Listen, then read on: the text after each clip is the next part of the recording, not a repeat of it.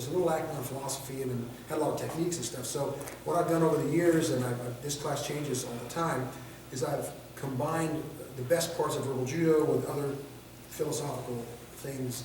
And as we go through, you'll kind of get an idea of what I'm talking about. One thing I want to tell you is that I've done this class 4 times at the Tourist Community Shelter for the people that work with the homeless there. You have a different setup here, I understand. You move around. You're kind of like the old days in Chico where you had different churches that would sponsor folks move around there. It's different when you have a fixed facility that people come to and you work or live there and you have rules. They have very strict rules at the Tourist Community Shelter, hence the fact they're half empty most of the time. A lot of your clientele don't like rules. That's why they don't like going to shelter. So you're gonna have to have rules. Your facilities are gonna have rules. You're gonna have rules, both for your program and for you as a human being. You're gonna have rules about conduct. And what this class gets across to you is how do I get people to cooperate with me and do what I would like them to do voluntarily, even when they don't want to do it. How do I get them to go with the program? How do I get people to calm down when they're upset, especially when they're not upset at me? They're just upset generally. How can I not make it worse? Everything about this class goes to one thing: enhancing your authority. That's what I do. And everything I teach you goes to enhancing your authority over other people, because you are an authority figure. If you are a monitor or you are a worker in the shelter, you are the authority figure there. It doesn't matter if you're in the daytime with 5 other people or you're working overnight with just a couple of you. You're in charge. So everything I teach you goes toward maintaining your ability to keep your authority. And it's not in the traditional sense that you would think. Some of what I teach is kind of counterintuitive to what you think. Well, that doesn't make me feel like I'm in charge. Actually, when you do it, it makes you feel very much in charge. And it looks like you're in charge when you do it. So some of this stuff's going to be a little bit counterintuitive, but let's face it, we're all products of our environment. We're products of how we were raised, how we were parented. We're products of our peer groups. We've learned from our friends how to behave. We've learned from society and from the media. This is how you behave when you're confident with somebody. And that's all models that we have sometimes. It's what we've learned from other people. This class gives you another choice, another option. Okay? There's a workbook that I'm going to hand out. Most of the notes are already taken. It's kind of a fill in the blanks type thing. This class that you're getting is, for all intents and purposes, identical to the class that I teach everybody. I taught this class. I can't even begin to tell you how many different groups.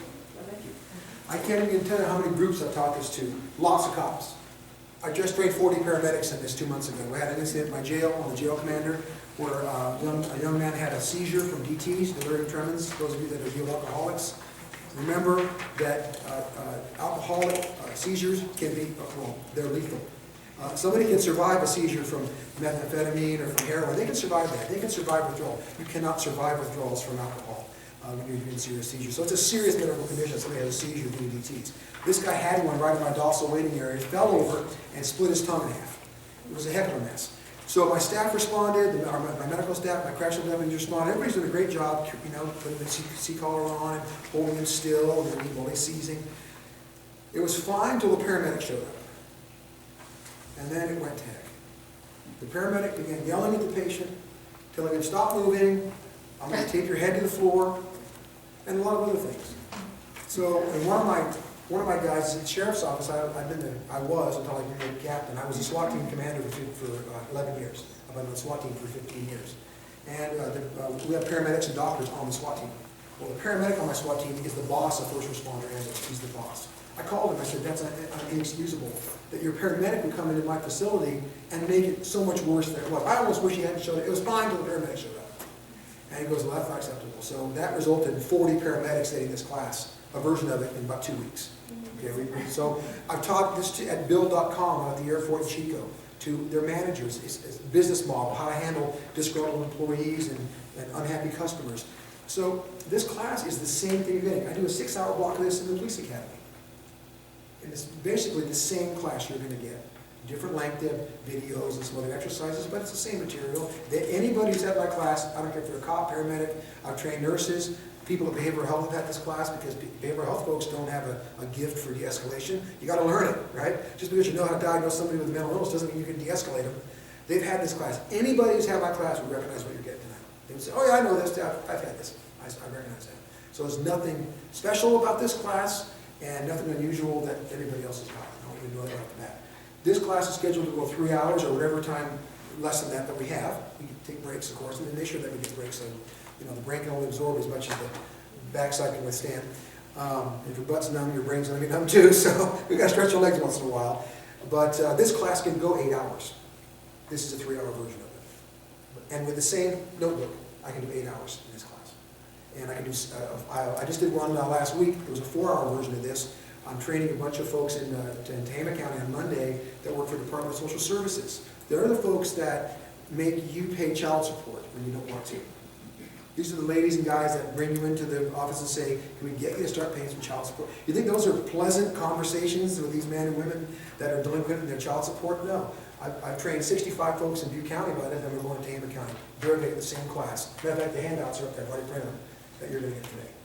So this goes across the board. This is a class about human beings, about how they act and how they react, and you're a human being. So this is about you. Okay? Any questions before we get started? No, this is from? Okay, we're going to get through this kind of quick because I want to get into the meat of this. This class has a dual focus. Number one, you're going to learn how to gain voluntary compliance. You're going to learn how to get people to cooperate with you when they don't want to cooperate with you.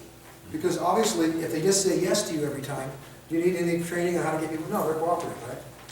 But we're going to learn a couple things here about why people cooperate with you sometimes, regardless of how crummy you treat them, and how we fall into that trap. I treat everybody like crap, and they always do what I say. Some cops will tell you that, right? Why do cops treat people so poorly? Because it works. People do what I say. I don't have to be kind to them, or nice to them, or polite. They'll do what I say. And I say, yeah, you know what also works, and a lot better than that? Not doing that works. And the cop will tell you, well, that's all I got. That's how I'm trained. Well, this class is about new training. So how to get voluntary compliance. Number two, how do you de-escalate a crisis? How do you de-escalate somebody who's emotionally upset or in crisis? Those are the two things. That's it. How to get people to cooperate with you when they don't want to. It's called voluntary compliance. And how to de-escalate. This class is called Tactical Communications. I also call it TACCOM. If you hear me, they're interchangeable. TACCOM for short. But TACCOM is this class. So why use TACCOM? Because it's good for you, primarily. Well, what do you mean good for me? I'm not the one that's upset. I'm not the one that's uncooperative. Why is it good for me? Because you're the one trying to get somebody to cooperate. I would imagine that would be your goal, whatever you want them to do. If you want the person to leave the shelter and they don't want to, your goal is, I need to get him to leave. So it's good for me if I can do that, if I can get him to leave voluntarily and understand why, right? It enhances your personal safety is one of the main things. You're less likely to be assaulted by somebody who's pleased with your level of service, who's engaged with you, who thinks maybe you're paying attention, you're listening. You're less likely to be assaulted. I always told a joke when I teach the cops this. I said, you know, I've been a cop a long time, and I've had my share of scuffles with suspects. I said, you know, I don't know what the percentage is, but it's high. And this is what it's high in. It wasn't that much, wasn't very often what I was doing to the guy that he wanted to fight about. Guess what he wanted to fight me about? That's what the last cop did to him. So often, you will get away with treating people lousy. You'll get away with it. That person, that homeless individual will walk away thinking, well, I got to just toe a line, but it'll be festering inside. And guess who gets the brunt of it? You do. The next time you deal with that person, suddenly, where's all this coming from, sir? Why are you so angry at me? Actually, I'm not angry at you. I'm angry at her. But I didn't say it because the person that does it always gets away with it. Cops know that. Very often it would be like, you effing cops. And I'm like, I'm not effing cops. I'm Andy Duke. I don't treat people like that. What happened to you? Well, the cops have done this, this, and this. I'm like, well, that's not very good. That shouldn't happen. Did they have a reason to do that? You know, were you being combative? No. I'm like, well, you know what? That ain't going to happen tonight. That's all I can tell you. I'm neither going to agree or apologize to you because I don't know. You could be lying to me. I don't need to agree with or apologize. I'm just going to accept your perspective and tell you that that's not going to happen right now. And do you think I get more or less cooperation from that guy? More. First of all, I didn't refute him. I didn't refute his beliefs. He thinks cops are crummy. I'll say, okay, I can accept that you think cops are crummy. They're not going to be crummy in the next 10 minutes. That's it. And form your own opinions. Do you think the next cop that deals with that parolee or that guy is going to have an easier or a harder time dealing with that parolee or that other man? He's going to have an easier time. He's going to think the cops have treated me okay. So I'm not angry at cops per se. But I don't know how many times it happened that a guy would be instantly mad at me when I showed up. And I haven't done anything. That's what the last guy did. It's another reason why you want to learn this. It allows you to take care of your coworkers. If you abuse somebody, you get away with it. You won't. Okay? So watch out for each other. It's a way of protecting yourselves and each other. You reduce complaints, obviously. It's important for a lot of agencies when they have supervisors that handle citizen complaints. I'm not sure how it would work with your group. If one of your clients has a negative experience with staff while they're in shelter, who do they complain to, Stephanie? Do they complain to you? What's your name? Clint. Stephanie says, Clint last I wasn't too crazy about Clint. Talking to the man, trying to get his attention, he's just snapping his gum all night, and it looks like he's looking over my shoulder, like he's not even paying attention to me. I don't like that. I don't like coming here. I felt disrespected, Stephanie. What are you going to do about it? Did that happen? Do you have any rules about people's conduct? Yeah, you probably do, right? Wouldn't you like to not get complaints? And wouldn't you like not to be the recipient of a complaint, especially an unfounded one? I just would tell them you have to get used to me. Well, and trouble is that you wouldn't hear nothing because I wouldn't tell it to you because I'm not going to confront you. Right. I'm going to complain to her about you. You won't hear about it till the next night, and I'm long gone. you kind of tell a little bit. Yes. And But how is she going to handle the complaint about you? She goes, oh, I wish I hadn't gotten that complaint. right. You don't get a chance to defend yourself or anything, right? So complaints are not a good idea just generally, right? I teach this to the agencies that have like formal rank structure that it's defensible. You can be defended. Your actions can be defended if you get sued or whatever. I don't think it's going to be an issue with you guys. So primarily what you're looking at is your personal safety and just your ability to get your jobs done. Your ability to get it done in a safe, non-stressful way. I'm not a huge proponent of wellness. There's a big movement in law enforcement of wellness. A lot of the cops have county-sponsored or city-sponsored programs they belong to for weight loss and blood sugar management. Just a lot of help because people that are healthy work longer and they use less sick leave. So it makes economic sense for the taxpayers, for the cops, or firemen to have some kind of wellness program, right? I'm not a huge proponent of that myself, but I will tell you this. I am a huge proponent of keeping your cortisol levels as low as possible. I'm very convinced, you know about cortisol, I'm very convinced that cortisol shortens your life. It's a stress hormone that's released. Not when you're stressed about your team winning, that's not it. It's when the negative stress comes. When you get the unfounded complaint that you feel so angry about, or somebody gets in your face about something, that you're completely saying, dude, you're blindsiding me here. I haven't done a thing to you. Why are you yelling at me? That's what I'm talking about. That is bad for your health. Okay? Reacting with anger. So this is one of the big questions in this class. Okay, well, the guy comes in my face, I give as good as I get, and you're saying don't get angry because it doesn't work and it's bad for my health? Yeah. Well, what do I do instead? That's what this class is about. I'm going to give you the substitute for the anger that you normally would direct at somebody who's angry at you. Much more effective, and the added thing is you can walk away, your stomach's not in a knot, you can go have something to eat or drink, you're completely fine, and you haven't shortened your life by 10 minutes because of that cortisol and stress reaction. Right? Plus it has other deleterious effects on your metabolism and a lot of other things, but it's just bad for you. Cortisol is bad for you, and you only release it when you're under negative stress. So let's keep ourselves from doing it, self-inflicting it, right? Any question? No? Here's one. Okay, so service providers are authority figures. We commonly deal with compliance issues, number 3. Do any of you have experience with sheltering, with working with the homeless? You do. So you've got some of these under your belt. You've worked in this environment before. You kind of know what's great about it. And it has to be something great about it, or else you wouldn't continue to do it. Is that correct? There has to be a reward for this. There's an intrinsic reward to helping to help us. And everybody has their own idea about why they do this, right? I became a cop for one reason. I hate bullies. I hate bullies. I love tough guys. That's why I was a SWAT cop for 15 years. I love tough people, hard asses, right? But I hate bullies because they only pick on the weak and the helpless. I'm like a sheepdog, and I hate the wolves, but I love the sheep, right? That's why I became a cop. So you think to yourself, why did I become an advocate for the homeless? Why am I working in a shelter? Why do I give a damn? Right? There's a reason. Each of you is different. Never lose sight of that. That's why I do this class for certain people, like paramedics. They've lost it after 10 years. They've lost that initial reason why did I get into this business. Oh, that's right, to help people because I care. How did I turn into this person that doesn't care? Well, it's a process. How about we hit the reset button on that process and rewind it back so that you remember why you got into this business? The same thing can happen to you. I believe I've seen it at the Tourist Community Shelter. I told a story earlier. Working with the homeless or any needy population, I don't care what you are. I don't care if you're a social service worker, if you're medical, doesn't matter. It can burn you out. You can become very jaded, cynical, hard-nosed, surprisingly hard-nosed. When I did that, I've done, like I said, I've done 4 trainings at the shelter in Chico, and I'm shocked by how strict it is. And it's like I'll bring up those scenarios, and they're like, no, you can't stay. Really? You're in. I'm under the bridge right now. Can't stay here. Wow. That doesn't seem right to me. You're turning me away from the shelter. Yes, I am. Oh, wow, okay, well, I guess you got to have rules. I'm like, that was surprising, you know? Whereas you compare that to like the Orville mission, the rescue mission in Orville. Very, very different. Very different program.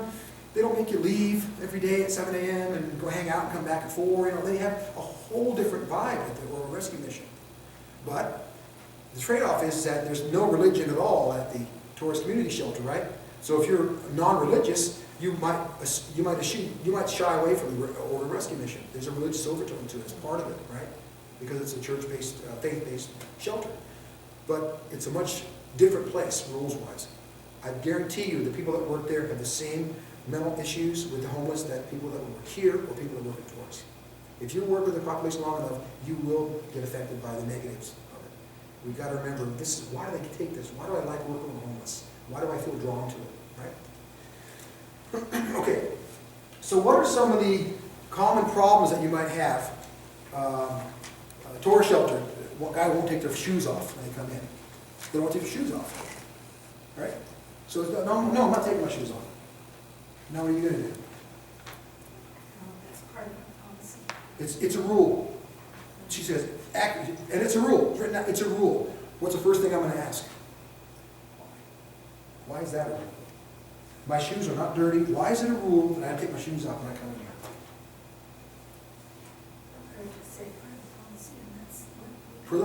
Okay, so it's the rule. How many of you know the logic behind the rule that you're trying to enforce on somebody? Because your shoes need a chance to air out.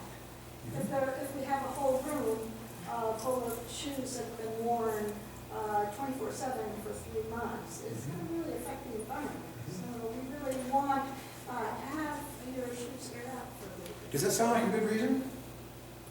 Yes, it does. What's another good reason to take your shoes off in the shelter? Well, you could say, there would be a couple of things. I would want to know why and talk to them about that. And I'd also want to tell them, we're providing a place for you to stay, and out of respect for the wishes of the people that are, opening their doors to you, they've asked that we have this as a policy. So we're enforcing that policy. Okay. And then you can ask them, why don't you want to take your shoes off? See, most people miss that. You just fast forward to the class. Most people don't say, okay, you do your sales pitch, right? Why do you not want to take your shoes off? This is a question that nobody asks. They just want the rule enforced. Why don't you want to take your shoes off? You know what you might hear? I'm embarrassed about the condition of my feet. I have terrible fungus, and my feet are hideous, and I'm humiliated by it. If people see them, I don't want anybody to see my feet. Suddenly, doesn't that change the whole vibe of like, oh, well, you're not trying to be obstinate. You actually, I'm kind of drawn to help you now. Tell you what, here's some socks. These are clean, they're donated, they're brand new. You can put these socks on. You can just wear these socks. That's just between me and you. Nobody's going to know. Submitted booty things. Something, right? Have you just made that person a little bit better than you found them? Yes. Yes, that's what this class teaches. Leave people better than you found them. So here's a guy who's stressed about not taking his shoes off. And you did the right thing. Here's why you want to do it. That's the first mistake that we make. We never know the sales pitch. We never know why. Why do I got to sign that ticket, officer? Because it's the law. Why is it the law? I don't really know why it's the law. Well, do you think it's a good law? I have no idea. I don't know why I do it. Right? You're not likely to get cooperation. So for the thing, this is what I encourage you to do. For the things that are normally going to come up, please know the reason why. They're going to want to know. 70% of people, this comes up later in class, when you tell them why you're asking, they will comply with you. Once you tell them, this is why, and it's never good, well, it's a rule. Well, I know it's a rule, ma'am, since you're telling me to do it, but why is it a rule? Why can't I leave my shoes on? because it causes unusual wear to the floor, because we keep our floors clean, because people do walk barefoot in here, and they have to be clean. Remember, tourists, I'm using as an example, the clients clean the whole place. They have chores to do, right? And so you can eat off those floors there. It's spotless.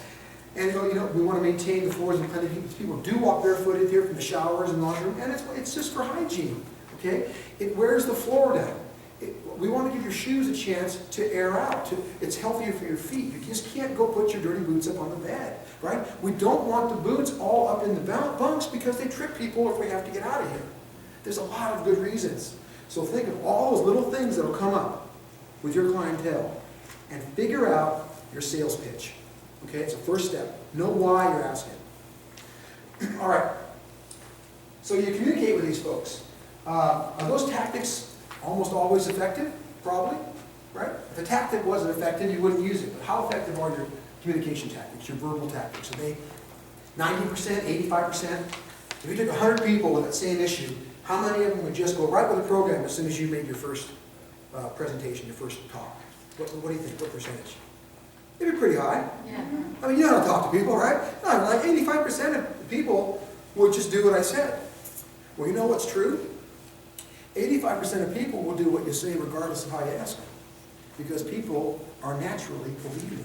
We're social creatures, we band together, and we're bred and raised to follow rules. In fact, some of you may have seen that program on television about 6 or 8 months ago. It was an experiment, one of those experiment shows. What would you do? And it was one where they put the tape on the ground in the mall. And they said, stay on this line. And it was open like this. People would come up and see the sign, stay on the line. Oh, all right. And they would stay on the line while they're walking through. No reason to. And then if they thought people were starting to deviate, they put this big burly man in a suit on in there, standing next to the sign. And he's all like, points out the sign. Stay on the sign. Here's an authority figure. People say, how you doing there? Oh, stay on the, okay, honey, get over here. And we got the kids lined up on the sign. It was absurd. They went around a pole with it. A circle, and people would do a lap or two around the pole. We're obedient. So see how easy it is to fall into the trap of, people always do what I ask. Well, most of the time they do. How about when they don't? What do you have then for them? Well, I got nothing. I just give ever-increasing volume and repetition of my commands. I got nothing. Oh, so that's it. Yeah, if they say no, I repeat myself probably, until it's absurd, and I increase my volume. And then, okay, is that effective? Yeah, 10% out of those 80, I'll give you 95% of the people will do what I say, including the ones I yell at. Okay? Okay, what about the last 5%? The last 5% are going to want to hit me. This is true law enforcement too. I asked deputies that, what do you do with the last 5%? I squirt of pepper spray, hit them with a stick. That's how I get 100% cooperation, right? I said, wouldn't you like to get like 98% voluntary cooperation, only 2% you got to hit with a stick? Because they attack you, because we have a saying, there's time for verbal judo, there's time for actual judo, If you attack me, I'm going to defend myself. But then you look at what happens right afterwards. Okay, I defended myself, and you're on the ground in handcuffs. Now what does the cop do? That'll tell you a lot. Does he pick the guy up and brush him off and say, dude, was that necessary? I just want you to sign the ticket. This isn't the crime of the century here. Now you got to go to jail. You got any charges. This is a lot of paperwork for me. Nobody won this one. How about next time we don't fight? What do you say? Would you rather see a cop do that? I'm not mad at you. I just did my job. You attacked me. I'm going to defend myself. I don't need to get mad at you about it. I've never seen that happen. Oh, it happens a lot. It usually escalates. Yes, Yeah. we'll talk about that, and that should happen all the time. Right. How often is the communication breakdown the root of the problem? Very often. Here's the reason. If you look at number 4, communication is much more than talking. Some of you have degrees in communication, so I'm not telling you anything new. When you communicate with somebody verbally, this is talking, especially when you're in dispute over something or there's some tension, only about 10% of the message that you think you're delivering are your words. That's what they receive. So if we're having a dispute, and I'm talking to you, about 10% of what you're picking up from me is the words I'm using. Right? The rest of it is, 40% of it is my nonverbal, my verbal cues, my tone of voice, my inflection, my volume, how rapidly I'm speaking. 40% of what she picks up from me is that. 50% is my body language. Okay? So, what's your name? Victoria. Victoria, I'm gonna tell you something right now. Okay, I'm gonna use words, and then you tell me what I actually said. Victoria, you are such a great shelter worker. My words? What do you now? I couldn't have been said anything kinder to her. Victoria, you are such a great shelter worker. Why is that not getting her a smile? And she feels good about herself. I said all the right words. So sarcastic body language. Well, Your yeah, but my tone of words, voice, don't we, your we're eye people, we're contact. language. We rely on words. Here's the rule. language, your Words are almost irrelevant. They're almost irrelevant. It's everything else. Can you tell somebody that you love them in a way that they would say, why do you hate me? How about this one, the old correctional deputy thing? Why don't you have a nice day? What kind of day did I just tell her to have? So, a lousy one. Why are we wired to pick up on everything back behind the voice? Why are we wired as a species to hear that and to see that? Because we're relationship based and that's the way we. Even more basic than that, communication. do I have large armor plates or claws or fangs? Yeah. I'm pretty much a naked ape, right? I'm defenseless. So I need to know what about her? Whether she's attacking. Are you going to attack me? We're constantly doing that. Yeah. Is he a threat to me? And the way I know if you're a threat, I don't listen to your words. But you can say one thing and mean another. I look at your body language, your eye contact. Are you standing this? Like, for instance, I'll give you an example I teach the cops. Okay? Go ahead and stand up. And you're going to ask me for my ID. Okay? Hi, Andy, can I have your ID? Go ahead. Oh, sure, I got my ID. Yeah, it's in my pocket. And, okay. See that? Now, tell me what difference is here. Ask me again for my ID. Go ahead. Can I have your ID? Oh, you want to see my ID? Well, Yeah. You know what a cop would do? You know what a cop would do if I did that? I'd go, whoa, whoa, whoa, whoa, don't blade on me. Don't you, I look, no. See how I mentioned Spidey senses tingle? We're wired that way. You should have felt threatened to me. But the opposite is also true though. Now, you tell me, stand right here, you tell me when I'm close enough to where you feel like you're in my personal space. Some people are close to others. It's I take 18 inches. okay, so right about here. So this is actually, for you, this is a little bit like, okay, almost like a weight. Okay? Stay right there, stay right there. Now what I'm going to do now, she's one of my clients. And it's obviously this intention here, so I'm talking to her. Okay, listen, you gotta, I only have 20 max and you're number 21, whatever. I'm just making up something that I hope doesn't happen. All right, so you're a little bit upset. Now tell me, do you feel better or worse if I do this? I'm not going to move away. Watch what I do. Better. What have I given you? What is it? What are these actually though? They're escape routes. They're escape routes. We're animals, okay? You're constantly, is he going to attack me? Can I escape? Remember, fight, flight, or freeze? Can I run? When I do this, I'm blocking you. If I do this, I'm saying I'm giving you an avenue of escape. Right away. Just your body language. Okay? Can you have a conversation with a girlfriend? Suppose you go out with your friend, there's some weird dude hanging out, all creepy, looking at you, eyeballing you. You go look at her, look at it, and go, she looks stupid. You have a whole conversation just with facial expressions. Words are not required. Words are almost irrelevant. In fact, some of you have favorite uncles, right? How you doing, you son of a bitch, you magnificent bastard? Great day. Well, I just called him 2 dirty names, and he's smiling, and like, why? Because he says, Uncle Andy doesn't show his emotions very well. Uncle Andy, when he likes you, that's how he talks to you. That's how he expresses his affection. He touches you and calls you dirty names, basically. But the words don't matter. It's everything else about him that communicates the message. So like action speaks louder than words. Absolutely right. Your words are almost irrelevant when you deal with people. Okay? I'm so sensitive to it as a communicator.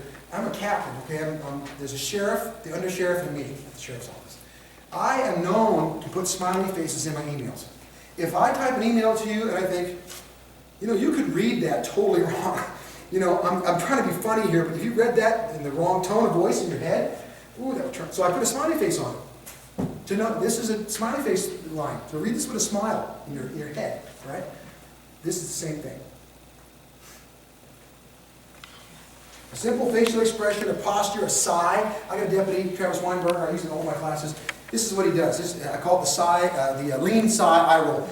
He will do this. You'll be talking to him and he'll go.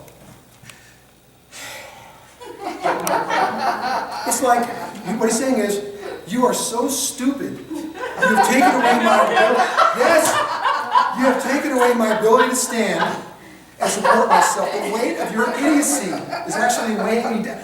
I mean, he didn't say anything. Just a lean and a sigh, drop the head, and oh, gee. It speaks volumes. Well, you can imagine that you've got a client in the shelter that's trying to tell you something that's important to them, and they get one raised eyebrow out of you, or one eye roll, or a folded arm, and turn away like this, or looking over their shoulder, looking at the clock. Man, it doesn't matter what you say. They are going to pick up on that 100%, right? It's called behavior versus being. If I'm behaving a certain way, and I'm being another way, what is everybody going to believe? What a human being believe? I'm behaving one way, but I'm being another way on the inside. What are you going to believe? You're going to believe how I'm being.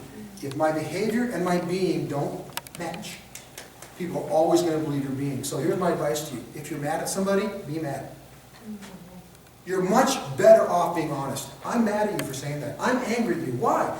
You just spoke to me in a way that's so disrespectful, and I didn't deserve it. What have I done to deserve that? Is there any question that I'm upset with her? My body language says it, my tone of voice says it, my words say it. No question. I'm much more likely to get her to listen to me and have a conversation than if I try and be passive-aggressive with her. Well, are we having a wonderful night? She's going to choke me if I do that, right? It's not going to, just passive-aggressive never works. You're much better just being aggressive. It's much more realistic and human. But we fall into this trap of, oh, she's making me mad, but I'm in charge, so I can't get mad, so I'm going to do this passive-aggressive thing, and I'm going to trick her into, it doesn't work. They'll see right past that, and the reason I know that is because you see right past it. And you're a human being like everybody else. We're wired to pick up on everything but the words. What are the enemy? Okay, I'll tell me the context real quick. I didn't say he stole the money.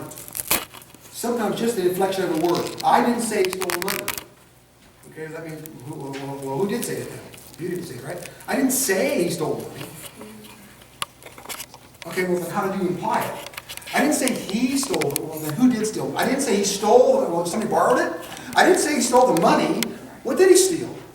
Well, how is it we have a sentence with 5 different distinct definitions? Well, I changed the inflection on one word. You see the power of inflection of the verb? It's not the words. The words don't matter. It's like when I said, have a nice day. If I say, why don't you have a nice day? Then you and the nice are aggressive, right? They're different. What is the nice saying? The nice says the opposite of nice. I just love you. Why don't I just say, you know, I hate you? Because I just said that in those words. But we kid ourselves, don't we? We think we're getting away with it, and sometimes because we're being passive-aggressive, the person feels awkward reacting to your passive-aggressiveness, so they just internalize it. You weren't decent enough to be honest with them and be angry with them. You did some passive-aggressive thing, so they're like, damn it. And then they take it out on you. Because the first person got away with it. Instead of dealing with it, they got away with it. Get away from the passive-aggressive stuff. You're much better off being direct. Enemies attack calm. Enemies attack on communication. Personal ego, personal anger, personal irritation. Ego, anger, irritation. Those are the enemies. But what about personal and positive or personal and constructive? Personal and positive. What about that? So you've got personal ego, anger, irritation are bad. They destroy your ability to communicate in the way that we teach. Those were personal. But what about if it's personal and something that's constructive or positive? I did this class for behavioral health. Like I said, I did a few of them. Done all their office workers and a lot of their clinician staff. And one of the ladies that works in Paradise at the clinic up here, she has contact with women that have young children that come into the office. Sometimes the children are a little bit loud. And that results in the single mom sometimes being verbally abusive with the kids. Right? You've seen it. So the lady that works at behavioral health says, excuse me, could you please have your kids just keep it down? Now here's the mother who just 2 seconds ago was calling the kids names that you should never call your worst enemy's kids, right?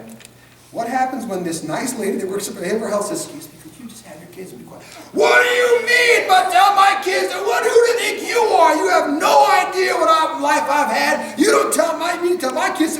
Man, what I asked you to do was a lot nicer than what you were just doing to them, but whatever, okay?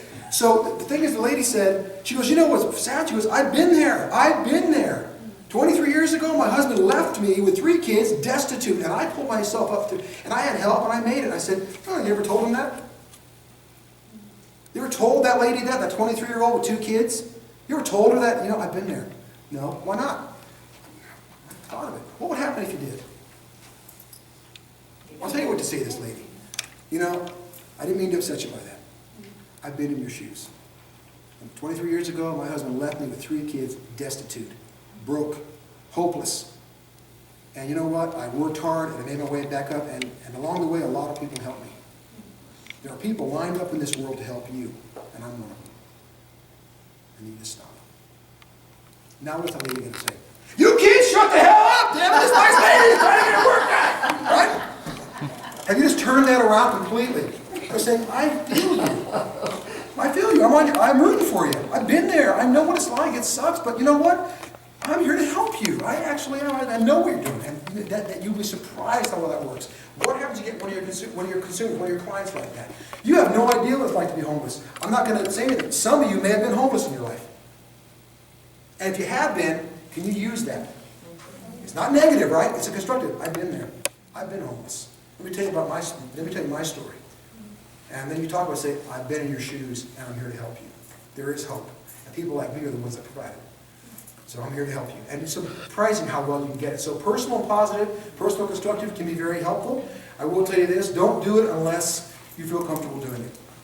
When I talk to paramedics, I talk to them about, you know, what if you have the same health condition that this patient has, and they're overreacting to the symptoms. Like I have atrial fibrillation myself. And it's no big deal, you know. You occasionally go to the hospital, they stop your heart, and they start it again. I mean, big whoop. So, but you know, it doesn't hurt you unless you let it go on. Then they'll throw a blood clot, and then it will kill you. So I said, suppose that this guy's coming there, and you know he has AFib when you get there. He's AFibing out, and he's panicking because it feels like a heart attack, tightness of chest, and irregular pulse. It's very scary when you first get it, but you know what it is. Should you tell him about yourself? If you're a paramedic, should you? What do you think? If you're comfortable with it, revealing your personal, it's private. I may not be comfortable telling you about my condition, but you know what? This time I do feel comfortable. Listen, I have AFib. This is what you have. Let me tell you, let me put your mind at ease. Let me give you some comfort. Isn't that my job as a paramedic, to render aid? It isn't just Band-Aids and IV. Sometimes it's here.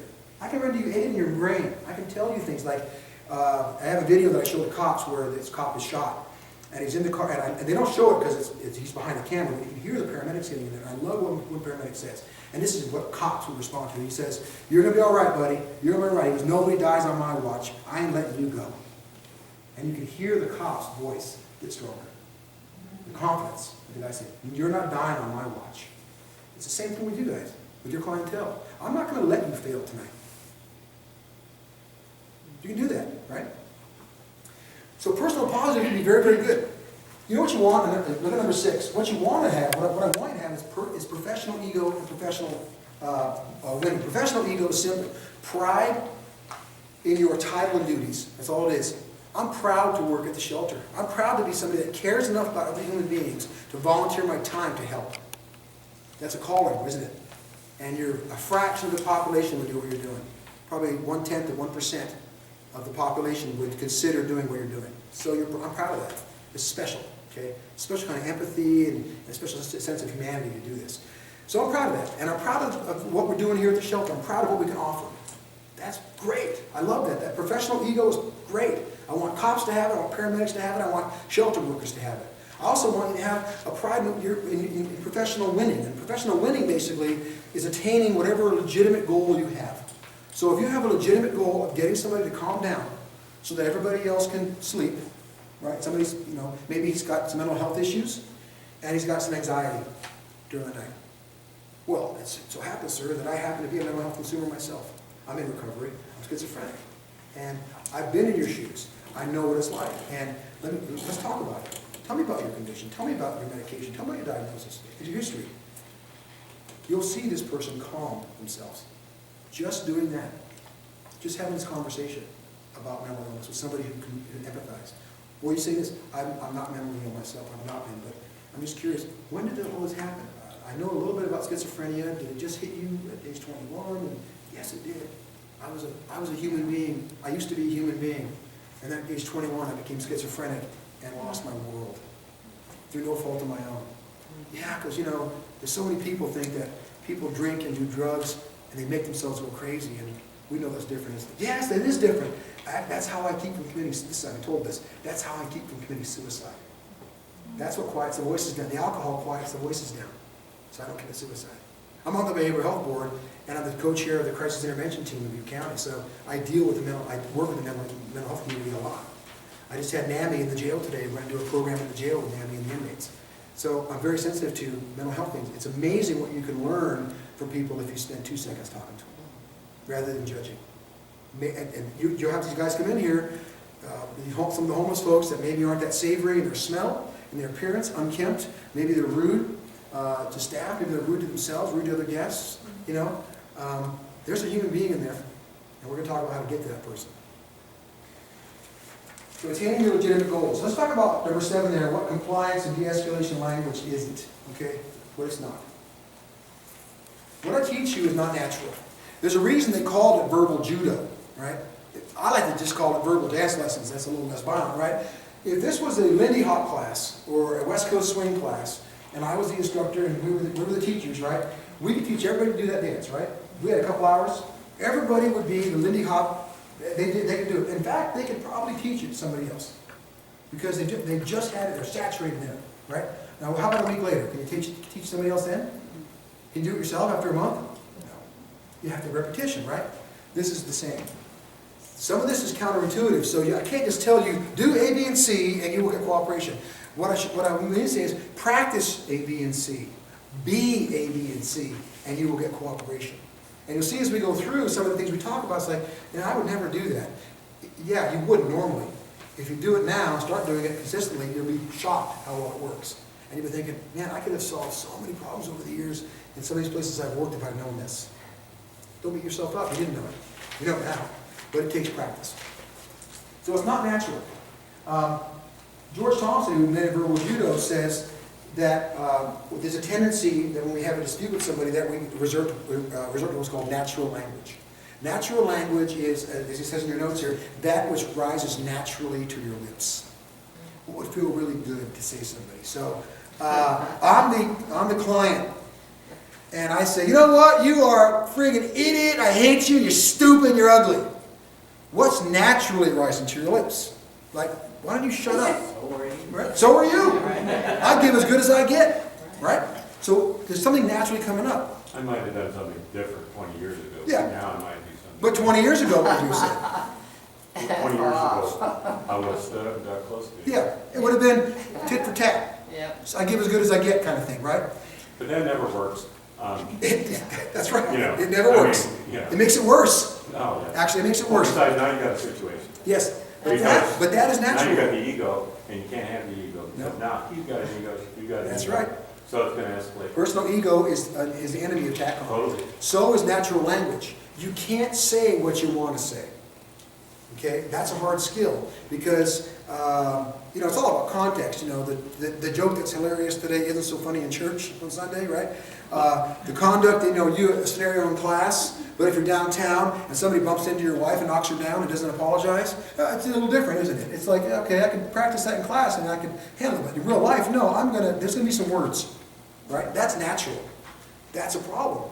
If you react naturally, the way that the words that are coming up to your lips, you're going to have a problem. And George Thompson taught a good piece of work. He says, if it would feel really good to say it, you probably don't want to say it. What would feel really good to tell me to F off, get out of my face, probably don't want to say that. I mean, it might work. I might leave and then I'll take it out on her tomorrow or whatever, or it might make it worse. But he says, don't do it. Okay? Or it brings the guns out. It brings the guns out. Hopefully, yeah, you may not have one, so you may be at a disadvantage.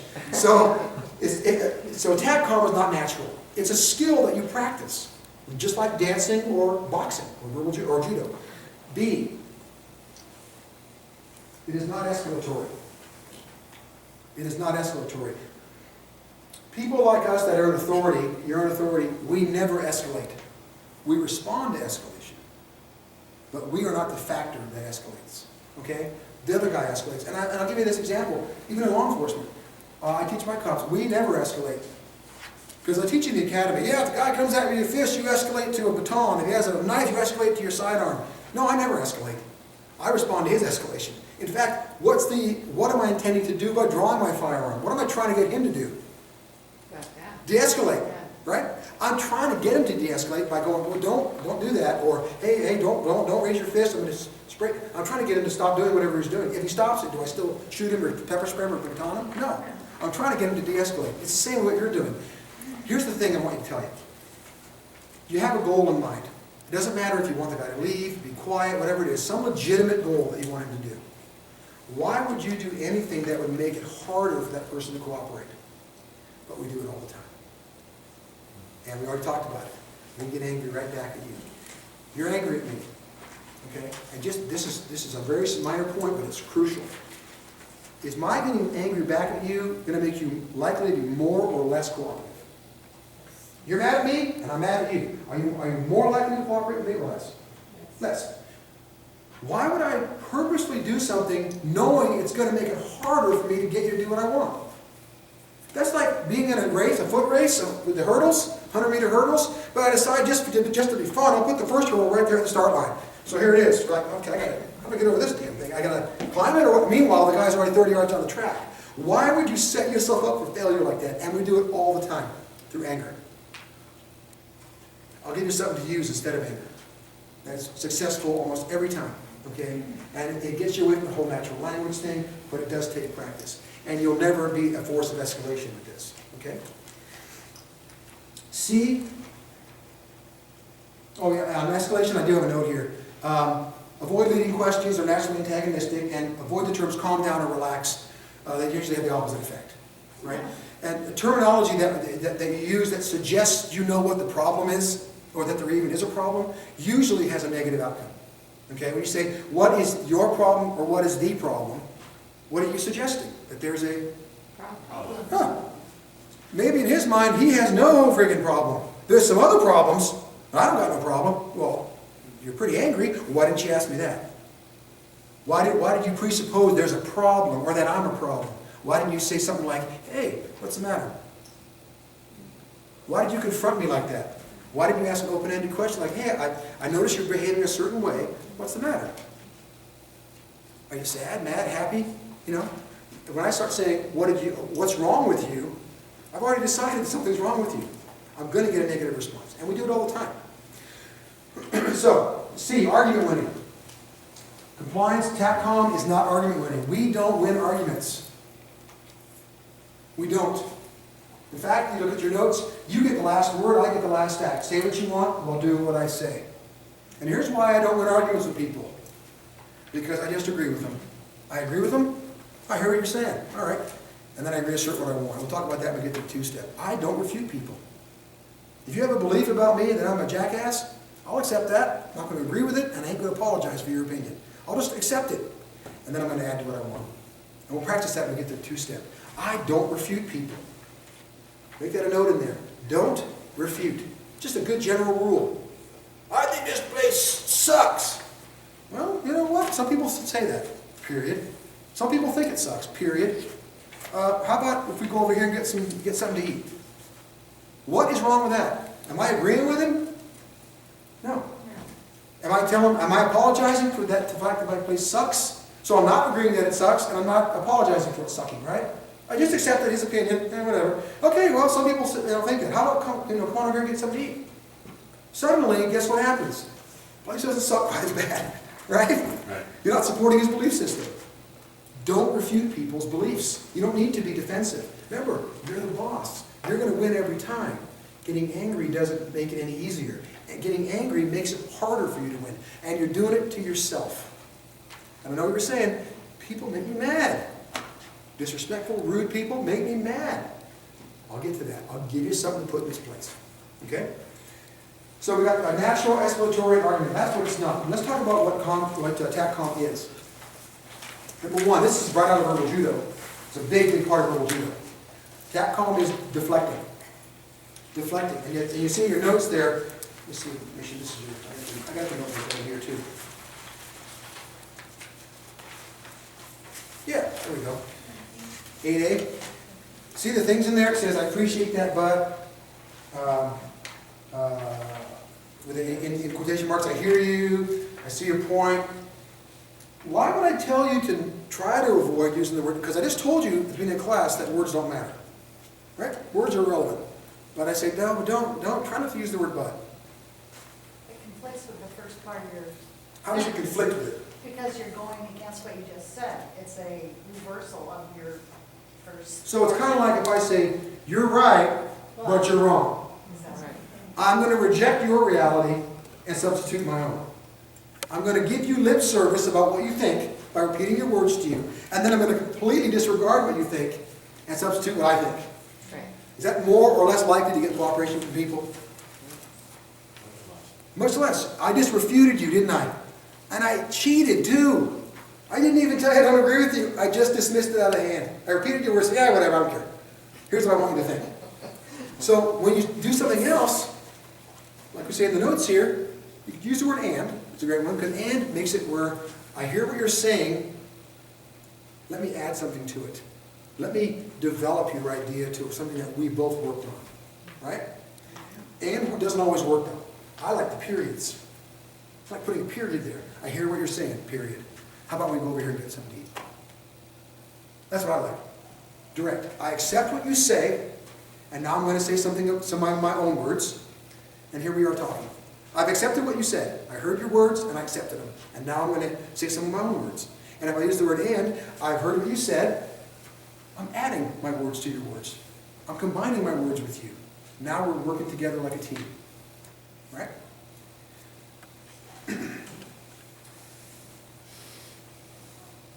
This next thing here, should we take a break today? Yeah? You ready? No? You should? Yeah. Let's take, it's 6:34. What time do you want to come back?